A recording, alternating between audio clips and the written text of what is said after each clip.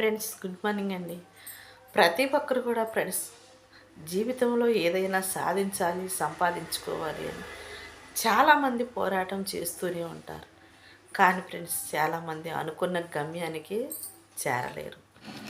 ఎందుకంటే వాళ్ళు చేసే పనులు కావచ్చు, వాళ్ళ ఆలోచన నిర్ణయాలు కావచ్చు, వాళ్ళ వెనకాలండి వెనక్కి లాగేవాళ్ళు కావచ్చు, ప్రోత్సహించిన వాళ్ళు కావచ్చు, తనకు చుట్టూ ఉన్న ప్రభావాలు మనం సాధించాలి అనుకున్న దానికి ఏది కూడా కొన్నిసార్లు వెనక్కే పొద్దు కానీ ముందుకు రాలేదండి.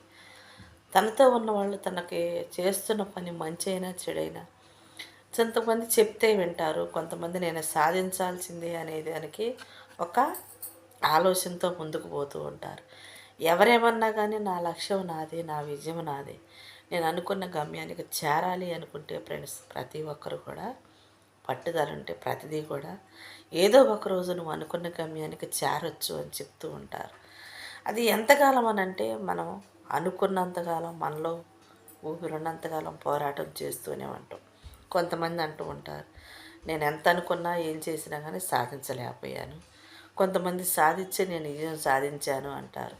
కొంతమంది నా కుటుంబం ప్రోత్సాహం కావచ్చు, నా ఫ్రెండ్స్ కావచ్చు, నా బంధువులు కావచ్చు, నాకు అవసరం అంటే ఆదరించిన వాళ్ళు కావచ్చు అని చెప్పుకుంటూ ఉంటారు.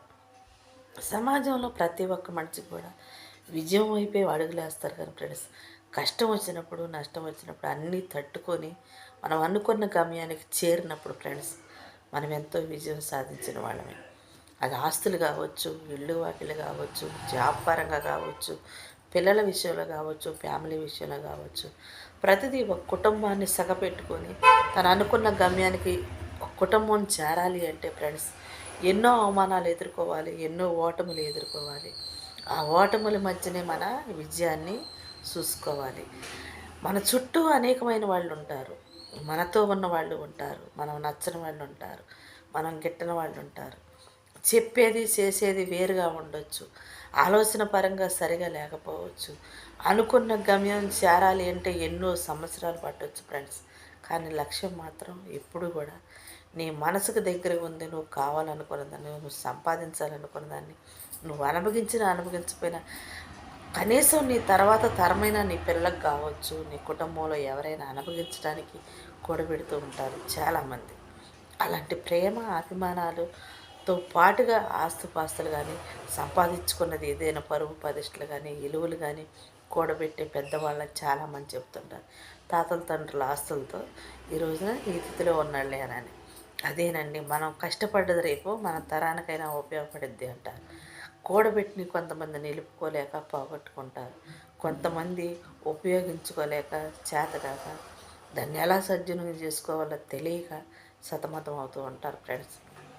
జీవితం మనకు అనేకమైన గుణపాఠాలు నేర్పుతూనే ఉంటుంది, ఏదో ఒక సందర్భాన్ని ఏదో ఒక రకంగా. కానీ కొన్ని మనకు ఉపయోగపడినవి ఉంటాయి, ఉపయోగపడినవి ఉంటాయి. పడ్డా పడకపోయినా పలానాళ్ళకి ఒక ఆస్తి ఉందన్న, పలానాళ్ళకి ఒక ఇల్లు ఉందన్న, పలానాళ్ళకి ఒక సంపాదన ఉందన్నా కానీ ఒక చెప్పుకోవటానికి ఒక గౌరవంగా విలువగా ఉంటుందని చెప్పేసి ప్రతి ఒక్కరు కూడా అది పనికొచ్చినా పనికిరాకపోయినా కానీ అలాగే ఉంచుకుంటూ ఉంటారు.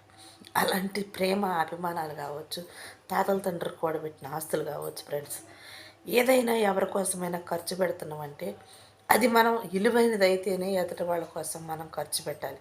విలువ లేని వాళ్ళ కోసం, వ్యర్థమైన వాటి కోసం కూడబెట్టుకున్నది, వాళ్ళు ఎంతో కష్టపడి సంపాదించుకున్నది ఎప్పుడు కూడా వ్యర్థంగా మనం పాడు చేయకూడదు ఫ్రెండ్స్. అది ఏదైనా కావచ్చు. అందుకే మీ జీవితంలో ఇలాంటి ఏమైనా తీపి జ్ఞాపకాలుగా మిగిలి ఉన్న పెద్దల ఆస్తులు కావచ్చు, ఇళ్ళు కావచ్చు, మీ సంపాదన కూడింది, మీకు పేరు ప్రతిష్టలు సంపాదించేది ఏదైనా సరే ఉంది, వ్యర్థంగా ఖర్చు పెట్టమంటాం friends. Okay, bye, thank you.